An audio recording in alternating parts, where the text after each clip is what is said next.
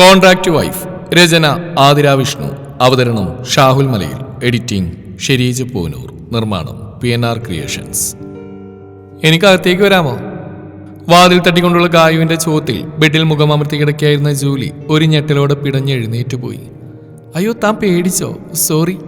പെട്ടെന്നുള്ള ജൂലിയുടെ വെപ്രാളം കാണേ ഗായു ക്ഷമാപണം നടത്തി. ഏയ് ഇല്ല ഗായു, താൻ അകത്തേക്ക് വാ. ഞാനൊന്ന് മയങ്ങിപ്പോയി, ഒരു ബ്രേക്ക് എടുത്തായിരുന്നു. ജൂലി നേർത്തൊരു പുഞ്ചിരിയോട് അവൾ അകത്തേക്ക് വിളിച്ചുകൊണ്ട് പറഞ്ഞു. ഗായു അകത്തേക്ക് വന്നു.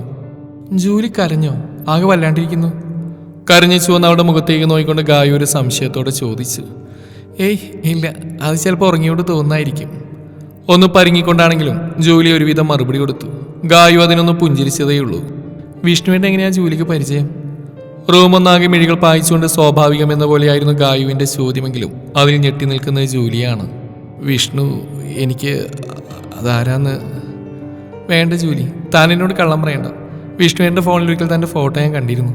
ചോദിച്ചപ്പോൾ എൻ്റെ കൂടെ പഠിക്കുന്ന കുട്ടിയാണെന്നാണ് പറഞ്ഞു. പക്ഷേ നിങ്ങളൊക്കെ എന്താ പഠിച്ചതെന്ന് മാത്രം ആൾ പറഞ്ഞില്ല. ചുണ്ടിലെ ചിരിമായ തന്നെ ഗായി ജൂലിയുടെ മുഖത്തേക്ക് നോക്കി. അവളോട് എന്ത് പറയണമെന്നറിയാ ജൂലി തീർത്തും മൗനമായി പോയി. താനിങ്ങനെ നിൽക്കണ്ട, എനിക്ക് തന്നെ മനസ്സിലാവും. നിങ്ങളുടെ ജോലി അതിൻ്റെ ബുദ്ധിമുട്ടെല്ലാം മനസ്സിലാവും. പക്ഷേ നിങ്ങളിൽ ആരെങ്കിലും ഒരാളെങ്കിലും സത്യങ്ങളൊക്കെ പീലിയോട് അന്നേ പറഞ്ഞിരുന്നെങ്കിൽ അവൾ ഒരിക്കലും ഇവിടേക്ക് വരില്ലായിരുന്നു.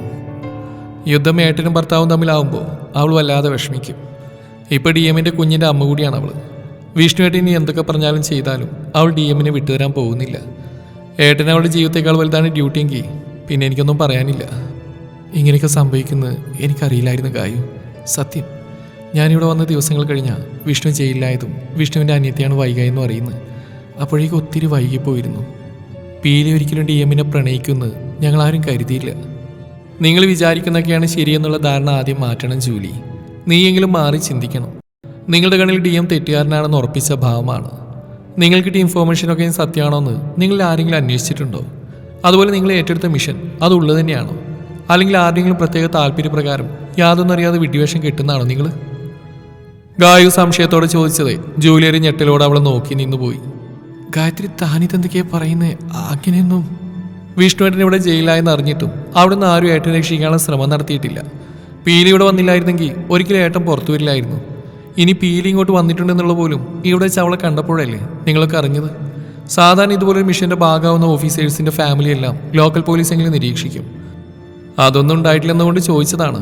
നിങ്ങളുടെ മിഷൻ കേന്ദ്രത്തിന് വേണ്ടിയുള്ളതാണോ അത് ആരുടെയെങ്കിലും പ്രത്യേക താല്പര്യങ്ങൾക്ക് വേണ്ടി ഉള്ളതാണോ എന്ന് ഗായി ചോദിച്ചെല്ലാം ജൂലിയുടെ ഉള്ളിൽ ഒരു കരട് വീഴ്ത്തി തുടങ്ങി. സത്യമേതാണ് മിഥ്യ ഏതാണെന്നറിയാതെ അവളും ഗായു ചോദിച്ച ചോദ്യങ്ങളൊക്കെയും സ്വയം ആവർത്തിച്ചു. കണ്ണുകളടച്ച് സുഖമായിട്ടുറങ്ങുന്നവളെ കണ്ടുകൊണ്ടാണ് ദക്ഷ റൂമിലേക്ക് കയറി വന്ന്.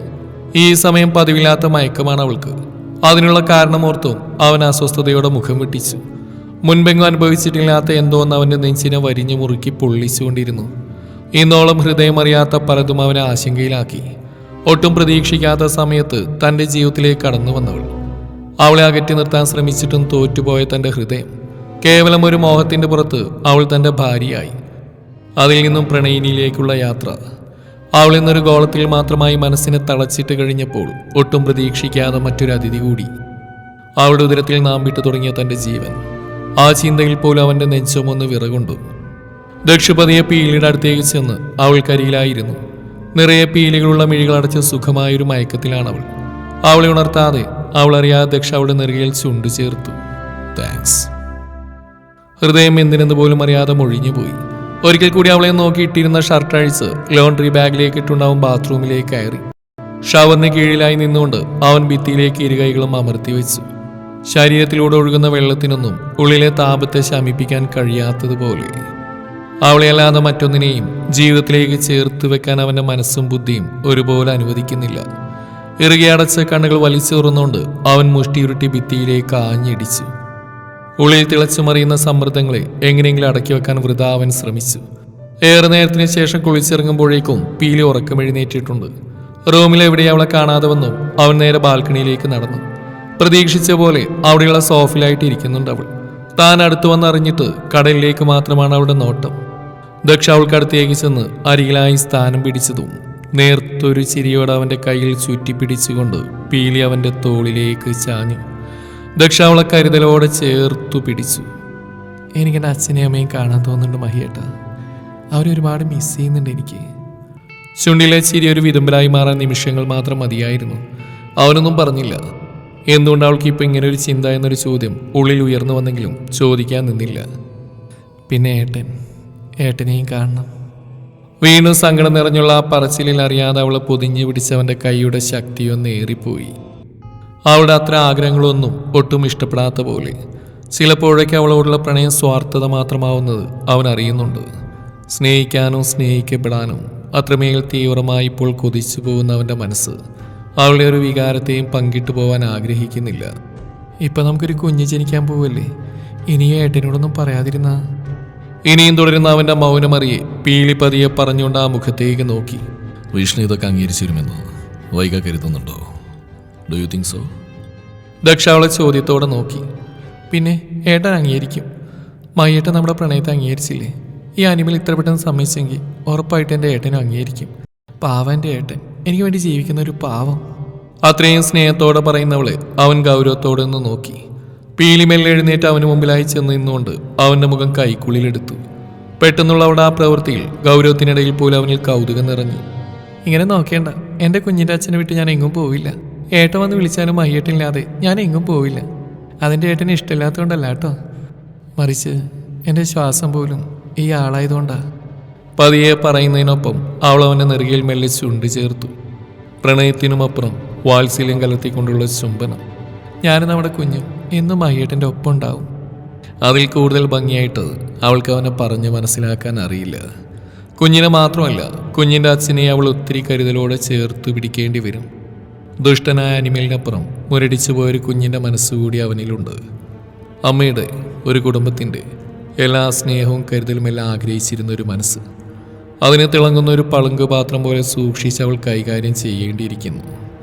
പ്രണയിനിയുടെയും ഭാര്യയുടെയും മാത്രമല്ല, അമ്മയുടെ കരുതലും വാത്സല്യം കൂടി അവന് പകർന്നു കൊടുക്കണമെന്ന് അവൾ മനസ്സിലായി ഉറപ്പിച്ചുകൊണ്ട് അവനെ ചേർത്തു പിടിച്ചു. അവൻ്റെ ഹൃദയം ആ നിമിഷം ആഗ്രഹിച്ചും ആ കരുതൽ തന്നെ ആയിരുന്നിരിക്കണം. സ്വഭാവത്തിലേക്ക് വരുംതോറും രൂക്ഷമായ എന്തോ ഗന്ധം നാസികയിലേക്ക് തുളച്ചു കയറും പോലെ തോന്നിയാണ് വൈദു കണ്ണുകൾ വലിച്ചു തുറക്കാൻ ശ്രമിച്ചത്. ഒട്ടൊരു നേരത്തെ ശ്രമത്തോടൊരു ഞെരുക്കത്തോടെ കണ്ണു തുറന്ന് അവൾ ചുറ്റും നോക്കി. ഇരുണ്ട മഞ്ഞ വെളിച്ചം നിറഞ്ഞ റൂം. തലക്ക് ശക്തമായ എന്തുകൊണ്ട് അടിയേറ്റതുപോലെ അവൾ തറഞ്ഞുപോയി. DM മാൻഷന്റെ ബേസ്മെന്റിലാണ് താനിപ്പോൾ എന്ന സത്യം അവളൊരു നടുക്കത്തോടെ തിരിച്ചറിഞ്ഞു. തൊട്ടുമുന്നിലായി വലിയൊരു ചില്ലു ഗ്ലാസിൽ നിറച്ചു വെച്ചിരിക്കുന്ന മാംഗോ ജ്യൂസ്. ലക്ഷ്യം കാണുന്നതിന് മുമ്പേ പിടിക്കപ്പെട്ടിരിക്കുന്നതെന്ന് അവൾക്ക് മനസ്സിലായി. പിടിക്കപ്പെട്ടു എന്നതിനേക്കാൾ പീലിയെ കൊല്ലാൻ കഴിഞ്ഞില്ലല്ലോ എന്നതിലാണ് അവൾക്ക് ദേഷ്യവും സങ്കടവും ഒരുപോലെ തോന്നിയത്. ജ്യൂസ് ഉണ്ടാക്കി അതും ട്രെയിലെടുത്ത് വെച്ച് ലിഫ്റ്റിലേക്ക് കയറിയത് മാത്രമേ അവൾക്ക് ഓർമ്മയുള്ളൂ. ലിഫ്റ്റ് മൂവ് ചെയ്ത് തുടങ്ങിയ നിമിഷം എന്തോ വാതകത്തിന്റെ ഗന്ധം. നിമിഷങ്ങൾക്കുള്ളിൽ ബോധം മറിഞ്ഞ് നിലത്തേക്ക് വീണിരുന്നു. ഉണ്ടായതെല്ലാം ഓർത്തെടുത്തതും അവൾ അരിശത്തോടെ ചുറ്റുമൊന്ന് നോക്കി. തൊട്ടരികിലായി മറ്റാരോ ഉണ്ടെന്ന് തോന്നിയതും വൈദു അവളിരിക്കുന്നതിന്റെ വലതുവശത്തേക്ക് ശ്രദ്ധ തിരിച്ചു. തന്നെ പോലെ തന്നെ മറ്റൊരു ചെയറിലായി കൈകൾ രണ്ടോ ഹാൻഡ് കഫ് ഇട്ട നിലയിലിരിക്കുന്ന മയ്യും. DM എല്ലാം അറിഞ്ഞിരിക്കുന്നു എന്നവൾക്ക് മനസ്സിലായി. ഇനി പുറത്തുള്ള വൈദ്യയും ജൂലിയും മാത്രമാണ്. അവർക്കും തങ്ങളെ ഇവിടുന്ന് രക്ഷിക്കാനാവില്ല. മരണം ഉറപ്പാണ്. മൈ കണ്ണുറക്ക്. വൈദു മയ്യെ ഉണർത്താൻ ശ്രമിച്ചുകൊണ്ട് വിളിച്ചു. കണ്ണു തുറക്കും മൈ. കുറച്ചുകൂടി ശബ്ദം കൂട്ടി വിളിച്ചും മയ്യും ആലസ്യത്തോടെ കണ്ണുകൾ തുറന്നു ഒരു പകപ്പോടെ ചുറ്റും നോക്കി. തൻ്റെ അതേ അവസ്ഥയിലിരിക്കുന്ന വൈദുവിനെ കൂടി കണ്ടതും പേടിയോടെ അവളുടെ കണ്ണുകൾ നിറഞ്ഞു. നാവ് ചതിച്ചതിൻ്റെ ഗുണം. നീ എങ്ങനെ ഇവിടെ വൈദു? പീലിക്ക് നീ ആ പോയിസൺ കൊടുത്തോ? ഇല്ല, അതിനുമ്പ് എന്നെ പിടിച്ചു. ആ ജ്യൂസിലേക്ക് കണ്ണാണിച്ചുകൊണ്ട് വൈദു പറഞ്ഞതും മയ്യുടെ നോട്ടം അതിലേക്കായി. ഇതിപ്പോൾ പ്ലാനൊന്നും നടന്നുമില്ല, നമ്മൾ പിടിക്കപ്പെടുകയും ചെയ്തു. മിണ്ടരുത് മൈ, നീ അല്പം പോലും ബുദ്ധിയില്ലാതെ ഓരോന്ന് വിളിച്ചു പറഞ്ഞ് അറിഞ്ഞുകൊണ്ട് സ്വന്തം കുഴി തോണ്ടിയിട്ട് ഇനിയിപ്പോൾ ഒന്നിച്ച് അനുഭവിക്കാം. വൈദു മയ്യെ നോക്കി പല്ലുകടിച്ചു. ഇങ്ങനെയൊക്കെ ആവുമെന്ന് ഞാനറിഞ്ഞോ? ഞാൻ മോളെ ഗായത്രി അയാൾക്കൊപ്പം കണ്ട പിന്നെ നിയന്ത്രണം വിട്ടുപോയതാ. അവളയാളുടെ ഭാര്യയാണെന്ന് എനിക്കറിയില്ലല്ലോ. എന്താ, ഗായത്രി സേവർ സാറിൻ്റെ ഭാര്യയാണെന്നോ? അതേ വൈദു, അവൾ കല്യാണം കഴിച്ച മഹേഷ് എന്ന് പറയുന്നതേ അയാളാ. ഇതൊക്കെ നേരത്തെ അറിഞ്ഞിരുന്നെങ്കിൽ ഗായത്രി വെച്ച് സേവിനെ നമുക്ക് ട്രാപ്പ് ചെയ്യായിരുന്നു. എന്നിട്ട് അയാളുടെ കൈ കൊണ്ട് തന്നെ DM-നെ കൊല്ലിക്കണമായിരുന്നു. നിരാശയോടമായി പറഞ്ഞതും വൈദുവും ചിന്തിച്ച അത് തന്നെയാണ്. മരണം മുന്നിൽ വന്ന് നിന്നിട്ടും ഇരുവർക്കും ചിന്തിക്കാനുള്ളത് DM-ന്റെ പതനത്തെക്കുറിച്ച് മാത്രമാണ്. ഇനിയിപ്പോൾ ഒരു വഴി നമ്മുടെ മുന്നിലില്ല മൈ. അയാളുടെ രോമത്തിൽ പോലും തൊടാൻ നമുക്കിനി കഴിയില്ല. പിന്നെ നീ അറിഞ്ഞോ പീലി പ്രഗ്നൻ്റ് ആണെന്ന്? ദക്ഷിമഹേശ്വര അച്ഛനാവും പോവാണെന്ന്. വാട്ട്? വൈദു പകയോടെ പറയുന്ന കേട്ടതും മൈ ഉറക്കെ അലറുന്നതിനൊപ്പം തന്നെ ബേസ്മെന്റിന്റെ വാതിലാരോ തുറന്ന് അകത്തേക്ക് വരുന്ന ശബ്ദം കൂടി കേട്ടു. കാര്യമായി എന്തോ ആലോചിച്ചിരിക്കുന്നവളെ കണ്ടുകൊണ്ടാണ് സേവി റൂമിനുള്ളിലേക്ക് കയറി വന്ന്. പെണ്ണിന്റെ ഇരുത്തം കണ്ടിട്ട് താൻ വന്നതെന്ന് അവൾ അറിഞ്ഞിട്ട് പോലുമില്ലെന്ന് അവന് മനസ്സിലായി. എന്നെ ദിവസേ ഇത്രയും വലിയ ആലോചന? അടുത്തേക്ക് വന്നുകൊണ്ട് അവൻ ചോദിക്കുമ്പോൾ ഗായു ഒരു ഞെട്ടലോടെ അവനെ നോക്കി. എന്തുപറ്റി? ആ മയ്യെ നിങ്ങളുടെ DM കൊല്ലുവച്ചായ, അതിനാണ് അവളെ പിടിച്ചുകൊണ്ട് പോയത്?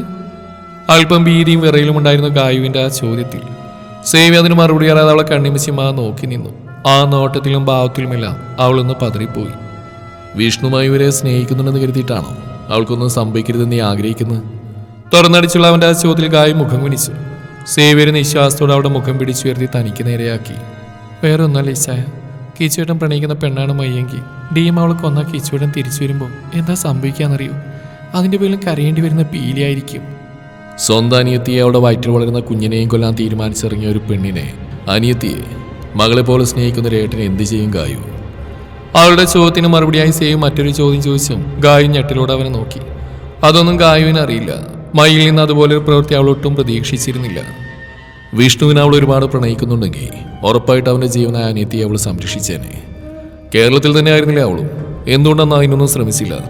കാരണം മൈക്ക് വേണ്ടത് വിഷ്ണുവിനെ മാത്രമായിരുന്നു. അതും ഓപ്ഷനാണ്. വിഷ്ണു തിരിച്ചു വരുന്ന അവൾക്കും വലിയ ഉറപ്പൊന്നുമില്ലായിരുന്നു. അവൻ തിരികെ വരുന്ന കാര്യത്തിൽ ഒരു തീരുമാനമായപ്പോഴല്ലേ പീലിയെന്നും വിഷ്ണു എന്ന് പറഞ്ഞ അവൾ ഇവിടേക്ക് വന്നത്. സേവി അല്പം പുച്ഛത്തോടെ പറഞ്ഞുകൊണ്ട് ഗായുവിന് മുമ്പുള്ള സോഫയിലേക്ക് ഇരുന്നു. എന്ന് കരുതി അന്നൊന്നും മൈക്ക് പീലിയോട് ദേഷ്യമൊന്നും ഉണ്ടായിരുന്നില്ല. ഇവിടെ വന്ന് പീലി എന്നാണോ അവൾ പറയുന്നതിനൊക്കെ എതിർത്ത് DMനൊപ്പം നിന്ന് അന്ന് മുതൽ ഒരു തരം പകയും വാശിയൊക്കെ ആയിരുന്നു മൈക്ക്. അതിനാക്കം കൂട്ടാൻ എന്ന പോലെ വൈദേഹിയും. ആ പെണ്ണിനൊക്കെ എന്തേച്ചായ വേണ്ടേ? മരിക്കുന്നിട്ട് ഇതുപോലെ സാഹസത്തിന് നിൽക്കുന്നതിന് പേര് ധൈര്യം എന്നല്ല, വിവരദോഷം എന്നാ. അമർഷത്തോടെ പറയുന്നവളെ കാണാൻ സേവികൻ ചിരി വന്നു. എന്താ കൊച്ച്, അവരുടെ ഉള്ളിലെല്ലാം ലക്ഷ്യമായിരുന്നില്ലുള്ളത്. പക, വൈരാഗ്യം. അതിൽ ജൂലിയും വൈദ്യനാഥനും ഒഴിച്ച് ബാക്കി എല്ലാവരും DMനോട് പ്രതികാരം ചെയ്യാത്തിയവരാ. ഇവരെല്ലാം തിരഞ്ഞെടുത്ത ആരായാലും അവരുടേതൊരു റാൻഡം സെലക്ഷൻ ആയിരുന്നില്ല ഗായു. ഇവർക്ക് 5 പേർക്കും DMനെ നന്നായിട്ട് അറിയാം, മുൻപരിചയമുണ്ട്. ആരായിരിക്കും ഇതൊക്കെ ചെയ്യുന്നത്? എന്തിനു വേണ്ടി ഇതൊക്കെ? May be revenge. DMന് ചുറ്റുമുള്ള ശത്രുക്കളിൽ ആരും ആവാം. നേരിട്ട് പൊരുത്താൻ ഭയമുള്ളവർ ചാവേറുകൾ അയച്ച് പകവെക്കുന്നു.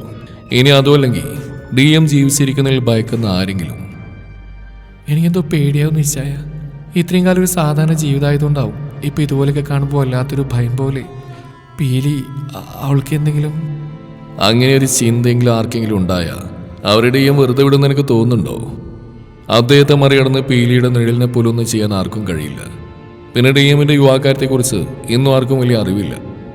അതുകൊണ്ട് അനാവശ്യ പേടിയെല്ലാം മാറ്റിവെക്കുക. സേവി അവൾക്കുള്ളിലെ ഭയം മനസ്സിലാക്കിയതുപോലെ ചേർത്ത് പിടിച്ചു. നിനക്കൊരു കാര്യം അറിയുകയോ? ഞാൻ കണ്ടതിൽ വെച്ച് ബുദ്ധിമാനായ, ശാന്തനായ, ഏറ്റവും കൂടുതൽ ക്ഷമയുള്ള ആളാണ് DM. I know he so cruel. എന്ന് കരുതി എല്ലാത്തിനെയും വേട്ടയാടുന്ന ശീലമില്ല അദ്ദേഹത്തിന്. ശ്രദ്ധിച്ച് സൂക്ഷിച്ച് ചൂടുകൾ വെക്കുന്ന പ്രകൃതമാണ്. കാണുന്ന എല്ലാവരെയും പിടിച്ചു കൊന്നൊരിക്കലും വെറി തീർക്കില്ല അദ്ദേഹം. ഈ ചൈന ശരിക്കും ആരാധനയാണല്ലേ? തീർച്ചയായിട്ടും. DMനെ പോലെ ഒരാളെ ഞാൻ കണ്ടിട്ടില്ല. നമ്മുടെയൊക്കെ സ്വഭാവമുള്ള ഒരുപാട് പേരുണ്ടാവും ഗായു. പക്ഷേ DMനെ പോലുള്ളവർ അപൂർവമാണ്. എനിക്ക് അദ്ദേഹത്തിനോട് ആകെ ദേഷ്യം തോന്നിയിട്ടുള്ളത് എല്ലാത്തിനെയും പണം കൊടുത്ത് വാങ്ങുന്ന പോലെ പീലിക്കും വിലയിട്ടപ്പം മാത്രമാണ്. പക്ഷെ അതിന് കാരണം ഇപ്പം എനിക്കറിയാം. സ്നേഹമറിയാത്ത മനുഷ്യൻ മൃഗത്തിന് തുല്യമാണ്. അവൻ അങ്ങനെയല്ലേ പ്രവർത്തിക്കും. അത് പറഞ്ഞൊരിക്കലും ആ പ്രവൃത്തിയെ ഞാൻ ന്യായീകരിക്കുകയല്ല. പക്ഷെ ഓരോ മനുഷ്യർക്കും മെറിറ്റ്സും ഡീമെറിറ്റ്സും ഉണ്ടാവും. ഇവിടെ DMും അതുപോലെയാണ്. അതുകൊണ്ട് എൻ്റെ കൊച്ച് പീലിയെക്കുറിച്ച് ഓർത്ത് ആദ്യം പിടിച്ചിരിക്കണ്ട. നിന്റെ കിച്ചുവേട്ടൻ നോക്കുന്നില്ല നന്നായിട്ട് DM അവളെ നോക്കും. ഇച്ചായന് തീരെ കുശുമ്പില്ല അല്ലേ? അവസാനത്തെ പറച്ചിലുള്ള ആക്കൾ കേട്ടതേ ഗായു അവനെന്ന് കൂർപ്പിച്ച് നോക്കി. ഏയ് ഒട്ടുമില്ല. അവന് ചിരിയോടെ പറഞ്ഞുകൊണ്ട് അവളെ നെഞ്ചിലേക്ക് ചേർത്ത് പിടിച്ചു.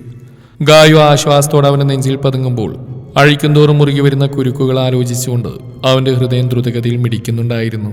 തുടരും ഈ കഥയുടെ ബാക്കി ഭാഗം നാളെ ഇതേ സമയം.